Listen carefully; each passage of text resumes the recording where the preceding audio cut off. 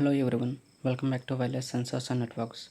Today we are going to discuss about MAC protocols classification, MACAW protocols and MACA by invitation protocols. MAC, the acronym is Medium Access Control Protocol.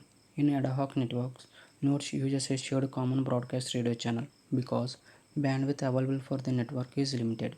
Access to the shared medium should be controlled in such a way that all the nodes must be treated fairly and available bandwidth must be utilized efficiently. Therefore, a set of protocols are required. The MAC protocols are such one protocols. It plays important role for resolving conflicts among the different nodes for accessing the channel. Now let's look at the classification of MAC protocols. MAC protocols are classified into four types. They are contention-based protocols, contention-based protocols with a reservation mechanism, contention-based protocols with a scheduling mechanism, and other protocols. The contention-based protocols are again divided into two protocols. They are sender-initiated and receiver-initiated protocols. The sender-initiated protocols are again divided into two, single-channel and multi-channel protocols.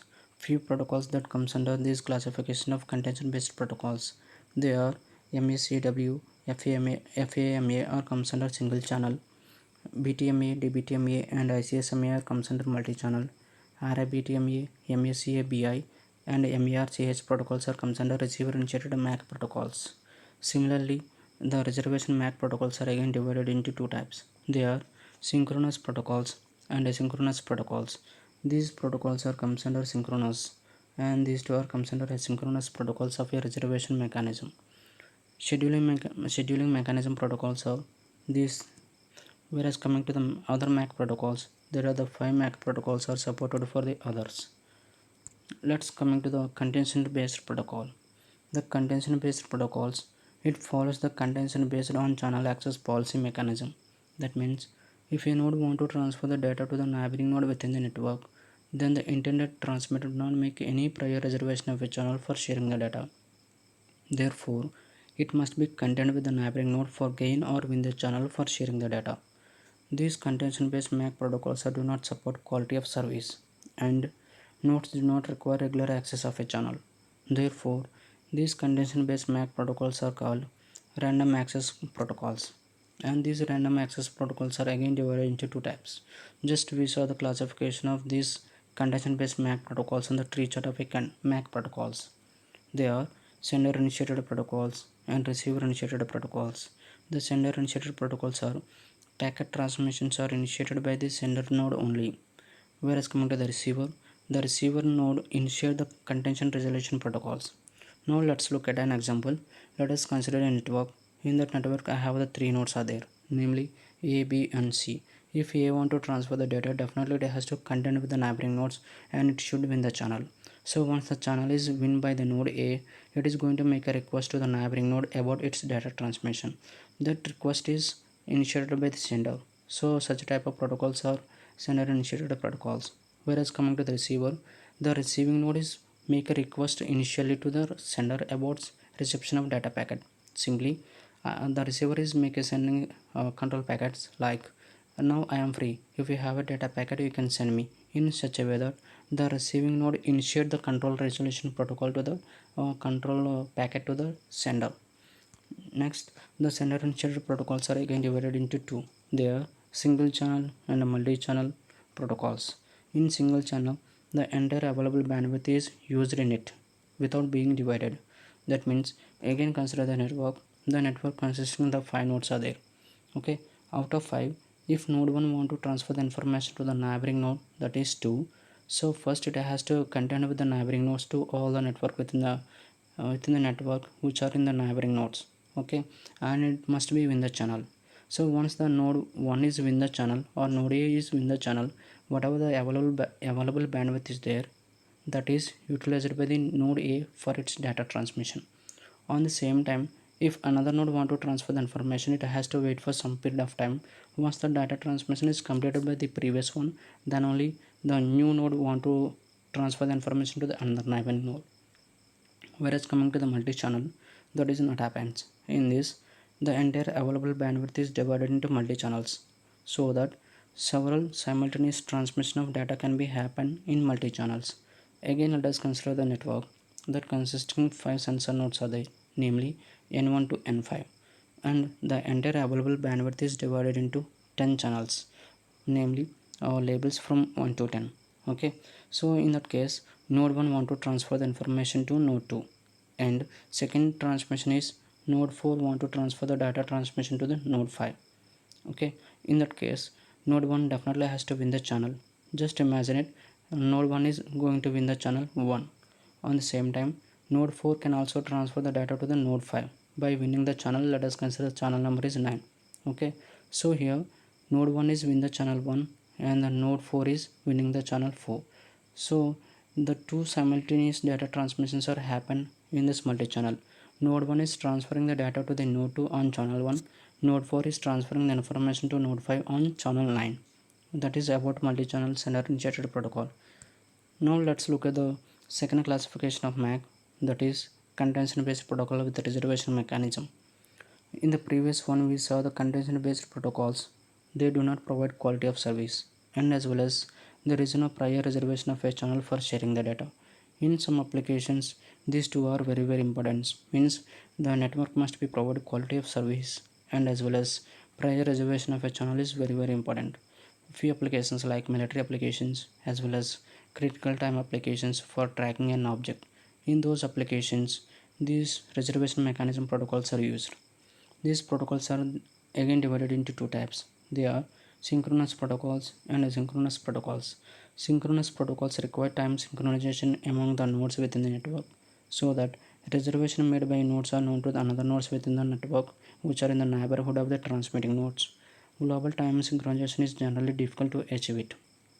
Let us consider again a network that consisting 2 or 3 nodes are there. Okay, whatever the information is going to transfer from one node to another node, that status is known to the neighboring nodes of a transmitting nodes as well as the receiving nodes, so that the neighboring nodes couldn't make any disturbance to the ongoing transmission nodes. Okay, so in such a way that we need to provide the synchronization among the nodes. Asynchronous protocols, they do not require any global synchronization among the nodes within the network. These protocols usually use relative time information for affecting or reserving the slots. Next, the contention-based MAC protocols with the scheduling mechanism. This is the third type of or the third classification of MAC protocol. This protocol focuses on packet scheduling at nodes and as well as scheduling the nodes for accessing the channel. Node scheduling is done in a manner that all the nodes must be treated fairly and no node is starved for bandwidth. Scheduling based schemes are also used for enforcing priorities among the flows whose packets are queued at nodes. Okay, next we are going to discuss about MACAW protocol. This MACAW protocol is the one type of protocol of a sender initiated MAC protocol, and that is comes under single channel MAC protocol. Okay, MACA protocol is an extension of MACAW protocol is an extension of MACA protocol. MACA means medium access collision avoidance protocol. This protocol uses RTS CTS mechanism for the data packet transmission. Simply request to send and clear to send data packet transmissions. Let's look at this. Let us consider a network. I have 3 nodes are there. Okay, if node 1 want to transfer the information, first it has to contend with the channel. Okay, and as well as it has to win the channel. Means if node 1 want to transfer the information, definitely it has to contend with the neighboring nodes. Okay, means it has to fight with the remaining neighboring nodes within the network for winning the channel. Okay, once the channel is won by the node, so it is going to make a request by sending RTS packet to the neighboring node. Okay, that is RTS. The sender requests to the right to send from receiver within a short RTS packet before it sends a data packet. Okay, on hearing this RTS packet by the receiver, if the receiver is ready to free it confirming to the sender by sending a CTS packet that is clear to send. Okay, so just look at the definition is receiver grants the right to send as soon as it is ready to receive. Okay, so simply the receiver is going to send acknowledges in the form of CTS packet. Once these two are successfully exchanged between transmitter and receiver, then the data packet is transferred to the destination. The data packet consisting sender address, receiving address, as well as means the receiver address as well as packet size. Okay, now let's look at the operation of MSCA protocol. Let us consider the network that has a four nodes are there. Two are the neighboring nodes of a sender and receivers respectively. Okay, if sender want to send the information, so definitely it has to be in the channel by participating in the contention within the neighboring nodes. Okay, once the channel is winned by the sender, it is first going to send a RTS packet. On hearing this RTS packet, the receiver is confirming by sending a CTS packet, means it is simply acknowledges. Okay, on hearing this CTS packet, the sender is transferring the data packet to the receiver. Look at this. In this diagram, I have the two control packets are exchanged between transmitter and receiver. They are namely RTS and CTS packets. The neighboring nodes of sender and as well as the receiver also hear these control packets like RTS and CTS respectively. On hearing these control packets, the neighboring nodes are couldn't do anything, means these two are in must be kept an ideal, and it's differ their own transmission. After completion of this RTS and CTS as well as data, they are going to make a request to the same intended transmitter as well as receiver for the next transmission of data packet in such a way that the data packets are transferred within the MACA protocol. And these MACA protocols overcomes hidden node and exposed node terminal problem, as well as it uses binary exponential backup algorithm. That means once look at the data transmission operation. So here the receiver is confirming a CTS packet by sending back to the sender, right? On hearing the CTS packet, the sender is sending the information. Without hearing the CTS packet by the sender, how could the data is transferred to the receiver? Okay, if there is no CTS packet or sender doesn't listen this CTS packet, the sender think that something is happened between transmitter and receiver, means there may be a probability of hacker may entering into the network, or the data packet or the control packet is hacked by the something that may be a noise or something, it may be a hacker or anything that may be a reason. Okay, in that case the sender is wait for some time and it is going to reschedules its data transmission for after some period of time. That mechanism is present in that MACA protocol. Okay, so that is about the binary exponential backup algorithm. Now let's look at the hidden node and exposed node terminal problem, how it is overcome by this MACA protocol. Once recall the hidden node terminal problem. Hidden simply it is referred as collision of data packets occurred at the receiving points. Okay, once look at this diagram. In this I have three nodes are there, A, B and C. If A want to transfer the information, first it is sending RTS, right? B is confirming by sending CTS packet. Here CTS packets are heard by the neighboring nodes A as well as C. Here A is actually intended transmitter, so there is no problem in the receiving of CTS packet. Whereas coming to the point of C, so C is also hearing the CTS packet. Now C is think that yes, B is already with the another node. Okay, means B is ready to receive the information from the another neighboring node. So I don't want to make any request to the B, and I don't want to send any control packet to the B, and similarly I don't want to transfer any data packet to the B in such a way that C assumes itself and it must be kept ideal until unless the data transmission is completed by the B. Okay, once the data is successfully received from A, now C want to transfer, it is going to make a request like RTS and it sends CTS packet by replying back from B. Okay, in such a way that it is going to overcome the hidden node terminal problem by using CTS packet.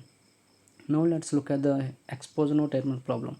So once recall the exposed node terminal problem, in this case, okay, the inability of the node or the next ongoing session which is blocked by the which is already in a transmission node, means if two nodes are want to transfer the information, if one node is already in progression, the next ongoing data transmission is blocked by the ongoing transmission node. Okay, here again consider the three nodes A, B, C. Okay, and here B node want to transfer the information to the neighboring node A. Okay, so it is going to make a request to the A as well as the same request is also heard by the C. Okay, so he is ready to send the information by sending a CTS packet, right? On hearing the CTS packet, B is sending the data packet to the A. Okay, so once look at this, there are the two RTS packets are heard by A and as well as C.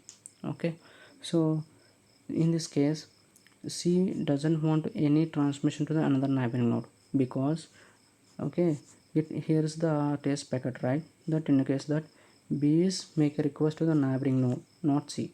Okay, in such cases, the exposure node terminal problem is overcome. Why? Because on hearing this CTS packet by C, it must be ideal.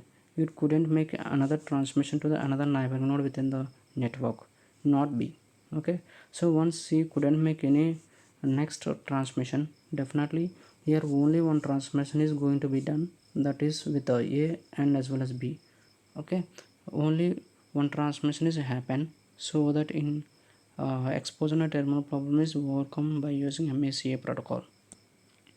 So what are the limitations of these MACA protocols? Okay, the MACA protocols doesn't provide any acknowledgement. Once the data is successfully transmitted, the receiver doesn't provide any acknowledgement whether it is successfully received or not. Okay, so that is one limitation. And the next one is RTS packet approach does not always solve the hidden node terminal problem. So okay, so we discussed about the hidden node terminal problem. The MACA protocols is overcome the hidden node terminal problem, but that is not the case for all applications. And as well as if the density of the node is very high, in that case this MACA protocol is fail for overcoming the hidden node terminal problem. Just look at this. I am going to consider the four nodes within the network. Okay, and I'm going to represent the 4 time slots from 0 to 4. Okay, so if A want to transfer the information, we know it first it is sending RTS as well as it has to read the CTS packet from the B. On the same time, B is sending a CTS packet to A and also hear the CTS packet by C also. Okay, so if D want to transfer the information to the C at a time slot 1, it is sending a RTS packet to C. Okay, the same RTS packet is heard by the node C at a time slot 2, and the same CTS packet is also heard by the C at a time slot 2. Here the collision of control packets are occurred at a time slot 2 by the node C, means C is going to hear two control packets. One is from B, that is confirmation control packet, and the next one is RTS packet, that is request packet from D. Okay, here at time slot 2 collision of control packets are occur, that is called hidden node terminal problem. Again let's look at the time slot 4. On hearing this CTS packet, okay, if there is a huge or time delay is more from transferring the data from A to B, in that case the data is transferred to the B from 2 to 4 time slots. Okay, and similarly C is going to confirming the CTS packet from D, okay, or to D. It is going to again send the CTS packet to D. Okay, at time slot 4, data is received by the B and as well as the control packet is held by the B at time slot 4. Here again collision of data packet as well as that is with the C's happens. Are clear? So that is also hidden node terminal problem. And so that is the limitations of MACA protocol. To overcome that one, MACW protocols are coming to the picture, and it uses the protocol RTS, CTS, DS data acknowledgement packet. Okay, as we know it, RTS and CTS. If any node want to transfer the information, first they are going to make a request RTS and confirming by sending CTS back to the sender. Okay, once CTS is heard by the sender, immediately it is going to turn on DS packet. Means DS means data sending control packet is sent to the receiver. Okay, and immediately the data is to be sent to the destination. Once the successfully data is received by the receiver, it is sending back to the sender about the transmission of that data packet. Simply acknowledgement is sent to the sender by the receiver. Now let's look at this pictorial representation of data operation of a MACW protocol. Okay, RTS, CTS and DS control packets are exchanged between transmitter as well as the receiver. Okay, after successfully completion of these control packets, then only the data is transferred to the destination. And finally, if the data is successfully received, the receiver is sending back acknowledgement to the sender in such a way that the data exchanged between one node to the another node within the network, and finally it is reaches to the destination node or main location within the application. Okay, so that is about the data transmission operation of MACAW protocol. Next we look at MACA invitation protocol. MACA invitation protocol is a receiver initiated MAC protocol. Simply, so we had a discussion on this receiver initiated protocol. Okay, whenever the node is free, it is ready to receive the information. First, the receiver is going to send a request to the transmitter about the data transmission, whether you have a data or not. If you have a data, you can send me. I am ready to receive the information from you, in such a way that the receiver is going to first initiate the control packet to the sender. Okay, just look at the operation of this MACA invitation, or okay, MACA by invitation protocol. Let us consider the three nodes are there. Okay, so I have a sender, receiver, and neighboring node is there. So the receiver is going to first send a request to the sender, that is in the form of RTR packet. RTR means request to receive. On hearing this RTR packet, if the sender has a data packet, and immediately it is going to send the data packet to the receiver. Once the data is successfully transmitted, it doesn't send any acknowledgement. So once look at the neighboring node of the receiver, on hearing this RTR packet, there may be probability of the neighboring node is also sending a data packet to the same intended receiver. So in that case, it has to identify what is the exact intended transmitter. Once the intended transmitter is sending the information to the same receiver, then none of the neighboring node couldn't transfer any information to the same intended receiver, in such a way that it is going to block its transmission. Okay, so that is about the MACA by invitation MAC protocol operation. And these MACA by invitation MAC protocols are overcome the hidden node terminal problem, but in some cases it is unable to overcome the hidden node terminal problem that leads to the protocol failures. And in okay, just look at the example of this hidden node terminal problem. Let us consider the network. Here I have a 5 nodes are there, 2 are the senders and 2 are the receivers, and 1 is a neighboring node. If R1 want to receive the information from the S1, simply it is going to first make a request, that is in the form of RTR, right? On the same time, R2 want to receive the information from the S2. In that case also, R2 is again sending a RTR packet to the S2. Now just look at this. A is a neighboring of R1 as well as R2. So A is going to receive the control packets RTR1 from the R1 as well as one more RTR from the R2.